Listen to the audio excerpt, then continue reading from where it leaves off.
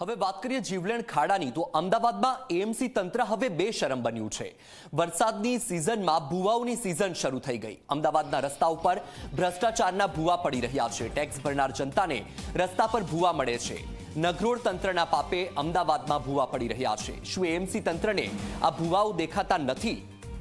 અમદાવાદમાં ઠેર ઠેર ભૂવા પડવાનો સિલસિલો યથાવત છે। ગીતા મંદિર સહિતના વિસ્તારમાં ફરી એકવાર ભૂવો પડ્યો। અનેક વિસ્તાર એવા છે કે જ્યાં વારંવાર ભૂવા પડી રહ્યા છે। એએમસી તંત્ર છે કે હવે બેશરમ બની ગયું છે, જાણે કોઈ જ ફરક નથી પડતો। વરસાદની સિઝન શરૂ થઈ ત્યારથી ભૂવાઓની સિઝન પણ શરૂ થઈ ગઈ। અમદાવાદના રસ્તા ઉપર સતત ભ્રષ્ટાચારના ભૂવા પડી રહ્યા છે અને પરેશાની ભોગવવી પડી રહી છે જનતાને। જનતા લાખો રૂપિયા, કરોડો રૂપિયા ટેક્સ ભરે છે અને ટેક્સ ભરનાર જનતાને બદલામાં મળે છે શું? મુશ્કેલી, હાલાકી અને ભૂવા। નગરોળ તંત્રના પાપે અમદાવાદમાં ભૂવા પડી રહ્યા છે, પરંતુ તંત્ર છે કે તંત્રની આંખ નથી ખુલતી। અમદાવાદમાં તંત્રના પાપે ભૂવા પડી રહ્યા છે। ગીતા મંદિર નજીક લક્ષ્મીપુરા ચાલીમાં ભૂવો પડ્યો। ઘરની બહાર જ ભૂવો પડતા લોકોને હાલાકી। 2 દિવસ પહેલા નાનું બ્રેકડાઉન થતા મનપાને રજૂઆત કરી હતી, છતાં અધિકારીઓ પાસે લોકોની સમસ્યાનું નિવારણ લાવવાનો સમય નથી। તો આ દ્રશ્યો તમે જોઈ રહ્યા છો અમદાવાદ ગીતા મંદિર વિસ્તારના છે, લક્ષ્મીપુરા ચાલીના, કે જ્યાં ભૂવો પડ્યો। જ્યારે નાનું બ્રેકડાઉન થયું ત્યારે મનપાને રજૂઆત કરવામાં આવી, પરંતુ અધિકારીઓની ઊંઘ નથી ઉડતી અને જે લોકોની સમસ્યા છે તેની રજૂઆત અધિકારીઓના કાને નથી સંભળાતી।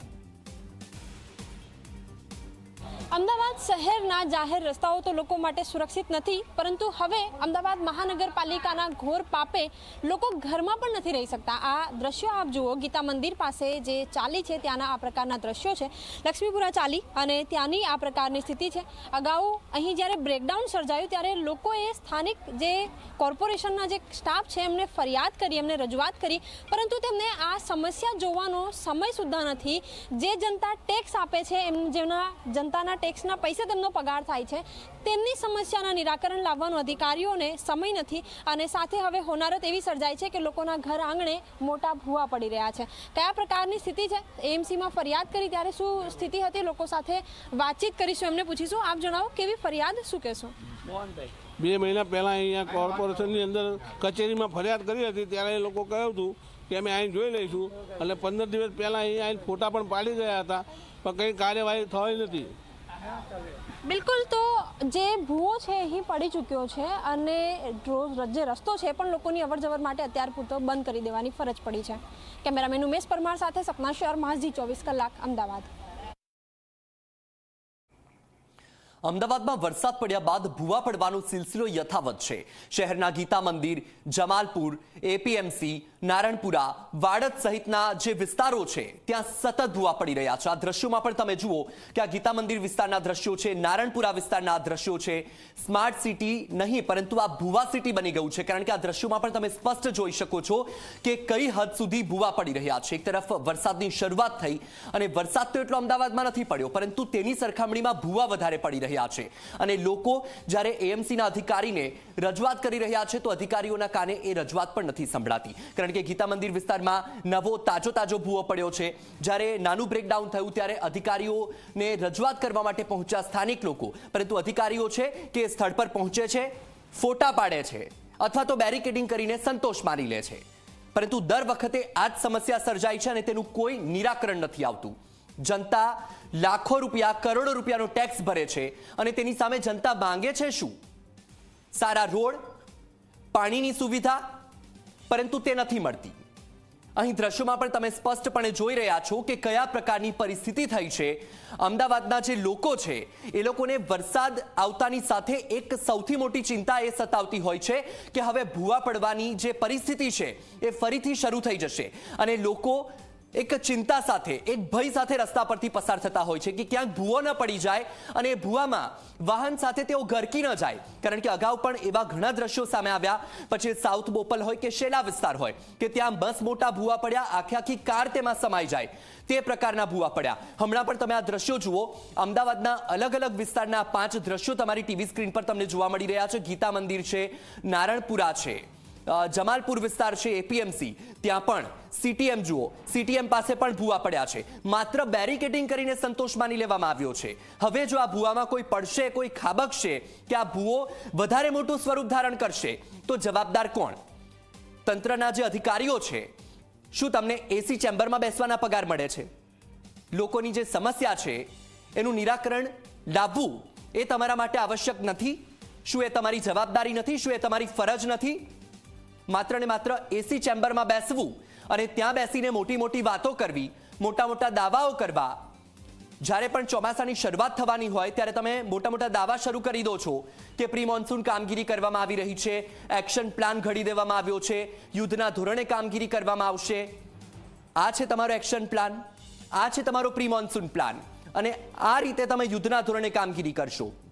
ભૂવા પડી ગયા, મસ્ત મોટા ભૂવા છે, પરંતુ બેરિકેડિંગ કરીને તમે સંતોષ માની લીધો. કામગીરી કરવાનો તમારી પાસે સમય નથી અને આ રીતે તમે યુદ્ધના ધોરણે કામ કરશો. ભૂવાનું તાત્કાલિક સમારકામ કરવા માટે લોકો માંગ કરી રહ્યા છે, પરંતુ તંત્રના અધિકારીઓને એ નથી સંભળાતું.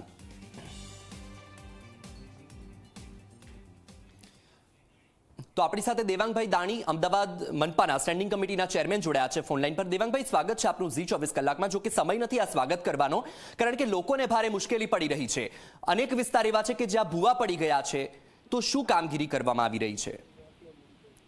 અમદાવાદ મહાનગરપાલિકાની અંદર જ્યાં પણ આ કમ્પ્લેન મળી છે, ધ્યાન પર આવ્યું છે, વારીનાથ ચોક હોય, મેરિયટ હોટલ આગળ હોય, અથવા પૂર્વ પટ્ટાની અંદર માણેકબાગ, પશ્ચિમમાં માણેકબાગ, ત્યાં આગળ બેરિકેડ કરી એ કામગીરી ઘણી જગ્યાએ પૂરી પણ કરવામાં આવે છે. ઘણી જગ્યાએ હોવાનું કામગીરી ચાલુ છે. હાલમાં વાત કરવામાં આવે તો અમદાવાદની અંદર વાત જે યુટિલિટી મોટે ભાગે જે નીચે આવેલી છે, ગેસની હોય, ટોરેન્ટની હોય, પરિણામે પાણીની અંદર જવાને પરિણામે આ પ્રક્રિયા થતી હોય છે. પરંતુ મહાનગરપાલિકા તરત જ ખબર પડતા જ એને બેરિકેડિંગ કરવામાં આવે છે. તદ ઉપરાંત એ ભૂવાનું ઝડપથી સમારકામ થાય, રિપેર થાય એ માટેની. પણ દેવાંગભાઈ, ખાલી બેરિકેડિંગ કરવું એ ઉકેલ છે?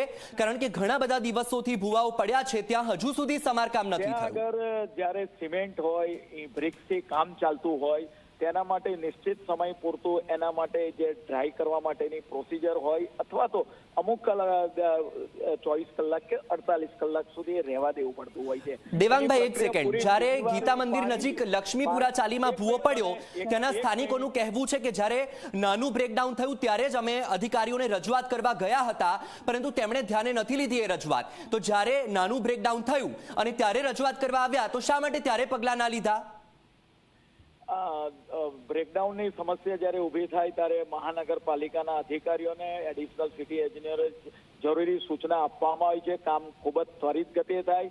અમારા વિભાગમાં કાલે વાત કરવામાં આવી, ટેક્સ વિભાગની અંદર જ્યારે પડતર પ્રશ્નો રહેલા હતા ત્યારે શોકોફ નોટિસ પણ આપવામાં આવી છે. જો આવા અધિકારી કદાચ કોઈ બેદરકારી રાખવી હશે તો એના પર પણ અમે કાર્યવાહી કરતા હોઈએ છીએ.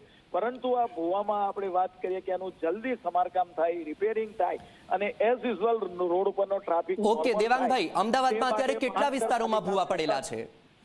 એના માટેના પ્રયત્નશીલ હોય છે. દેવાંગભાઈ, અત્યારે અમદાવાદના કેટલા વિસ્તારોમાં ભૂવા પડેલા છે? અમદાવાદની વાત કરવામાં આવે તો મોટાભાગના વિસ્તારોમાં ટ્રાફિક વ્યવહાર નોર્મલ જઈ રહેલો હોય છે. જે જગ્યાએ 7 કે 8 જગ્યાએ પડેલા છે ત્યાં મોટે ભાગે કામ ચાલુ છે અથવા તો પૂર્વ થવાની અવસ્થાની અંદર છે. આપના માધ્યમથી જે હમણાં જ મને વાત કરી કે ત્યાં આગળ કોઈ અધિકારી પહોંચ્યા નતા. ઓકે દેવાંગભાઈ, આપણી સાથે કોંગ્રેસના નેતા અમિત નાયક પણ જોડાયા છે, એટલે તમને પણ થોડો સમય મળે. તમે ઝી 24 કલાકની ટીવી સ્ક્રીન ઓન કરો અને તમે સ્ક્રીન પર જુઓ. તમે કહી રહ્યા છો કે કામગીરી કરવામાં આવી રહી છે, તમે સ્ક્રીન ઓન કરીને તમે જુઓ અલગ અલગ વિસ્તારમાં શું પરિસ્થિતિ છે. તમે કહી રહ્યા છો કે ટ્રાફિક નોર્મલ છે, પરંતુ ભૂવા જે પ્રકારે છે માત્ર તમે બેરિકેડિંગ કરીને સંતોષ માન્યો છે, કામગીરી તો ક્યાંય જોવા નથી મળતી. આપણી સાથે અમિતભાઈ છે. અમિતભાઈ, સ્વાગત છે આપનું ઝી 24 કલાકમાં. અમિતભાઈ, આપણી સાથે અત્યારે દેવાંગભાઈ જોડાયેલા છે, સ્ટેન્ડિંગ કમિટીના ચેરમેન છે. તેમનું કહેવું છે કે બેરિકેડિંગ કરી દેવામાં આવ્યું છે અને ટ્રાફિક જે મતલબ નોર્મલ રીતે ચાલી રહ્યો છે એ રીતે ચાલી રહ્યો છે, પરંતુ શું બેરિકેડિંગ કરીને સંતોષ માની લેવો કેટલું યોગ્ય? વત્સલભાઈ, જ્યારે ચૂંટણીઓ આવે છે ત્યારે ભારતીય જનતા પાર્ટી શહેરીજનોના આંખમાં ધૂળ નાખવા માટે એ ટાઈપના સ્લોગનો ચલાવે છે, સબકા સાથ સબકા વિકાસ. હું આ શહેરીજનોને યાદ દેવડાવવા માંગુ છું કે આ એ ભારતીય જનતા પાર્ટી છે કે જેનું સૂત્ર સબકા સાથ સબકા વિકાસ નથી, ફક્ત માનીતાઓનો સાથ અને માનીતાઓનો જ વિકાસ થતો છે. એ રીતનું મોડલ કંઈક ભારતીય જનતા પાર્ટી અપનાવ્યું છે. આ